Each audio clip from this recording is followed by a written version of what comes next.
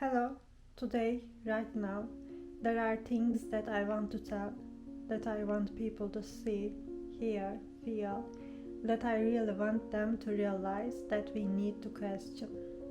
I wasn't quite sure how to get to the point, how I should explain it. But since what made me stop eating meat in the beginning was that I realized some contradictory situations and faced my own hypocrisy, I want to enter directly from here. In the many disasters we experience in earthquakes, fires, floods, we exhibit a behavior aimed at saving animals as well as people, because our humanity requires it. For example, in the forest fires that continued for days in Antalya, Turkey in 2021, many volunteers came together to rescue injured animals, fell asleep, and struggled. Even a hospital was established for animals. But I'm sure many of these people continued to eat meat after this effort to keep them alive. Don't you think that's hypocrisy? You cannot save them and then eat them. This is a contradictory situation. And then the president of the country comes out and talks about chickens that burn to death in a fire as white meat.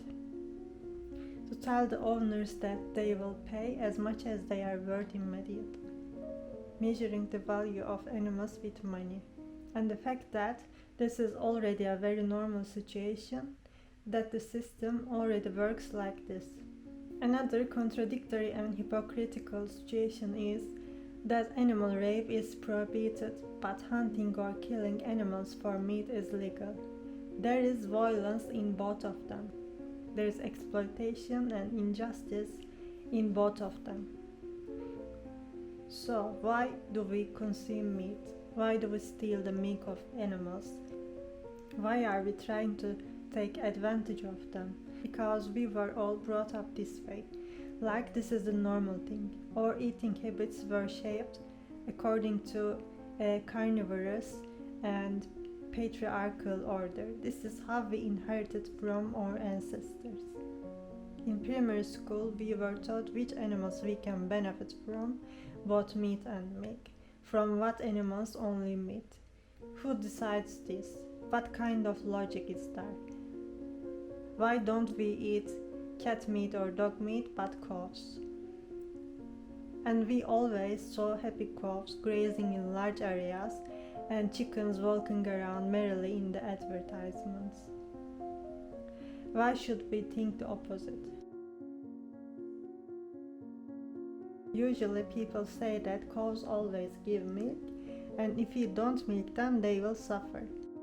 However, contrary to popular belief, a cow must have just given birth in order to give milk.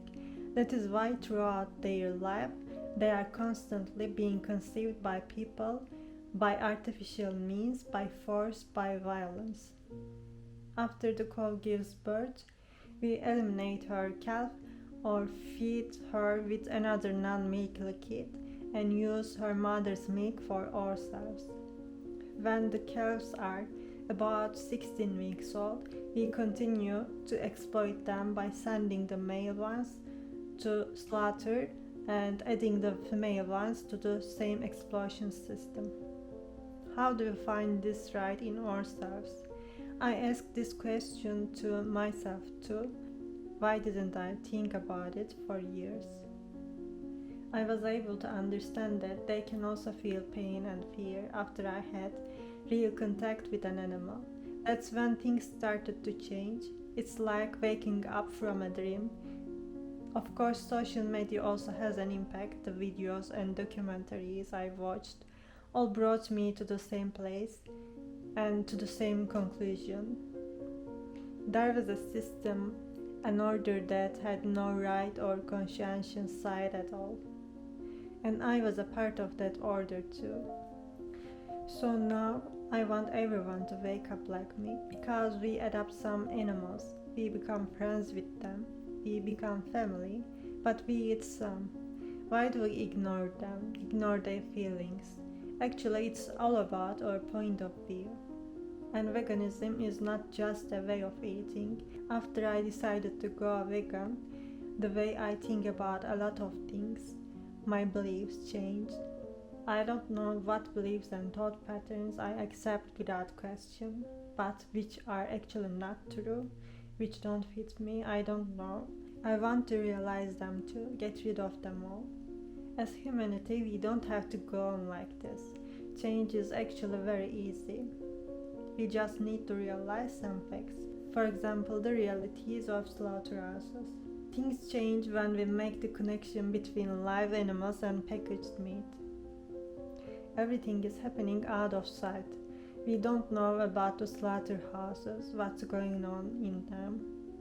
We don't see the brutality, spilled blood, and suffering animals there. We don't feel their pain. Slaughterhouses are hell on earth. They are places that must be destroyed. There is also such a thing as halal slaughter in Muslim countries. In slaughterhouses, killing machines called circular slaughter cells are used for this. Halal slaughter has regulations and rules like that. The walls of the death path leading to the knockdown cell must be high and solid. Close and high walls prevent the animals from getting injured and allow them to walk more easily without fear and stubbornness. Closed walls prevent animals from seeing both people and what's going on outside, allows them to continue on their way without being distracted. Here is how the machine works. But all this, of course, is nonsense. There is no such thing as halal or painless slaughter. There is no halal or human side of animal slaughter.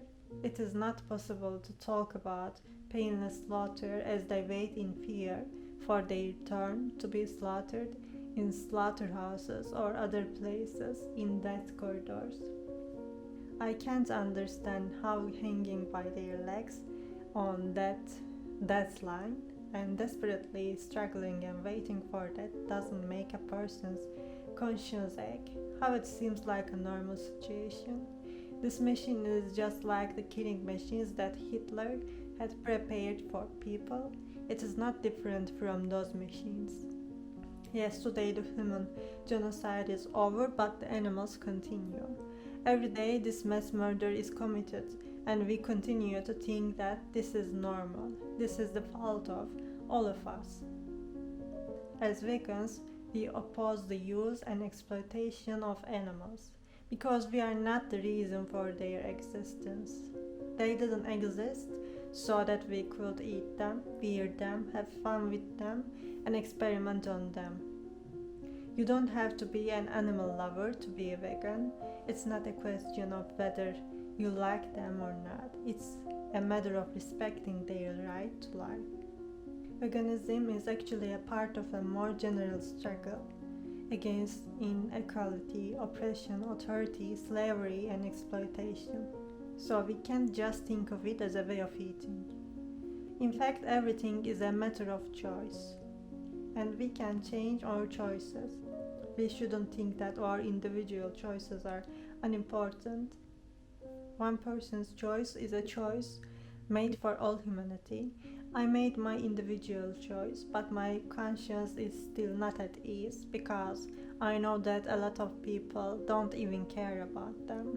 Many people are not aware of the situation, and many people who are aware of it are running away from the truth and don't want to face it. Or they doesn't want to give up their habits and food pleasures. Maybe they think it's unhealthy, but they can't see that it's a deeper issue. This is no longer an issue that I can fight. We cannot bury our heads in the sand and run away from reality.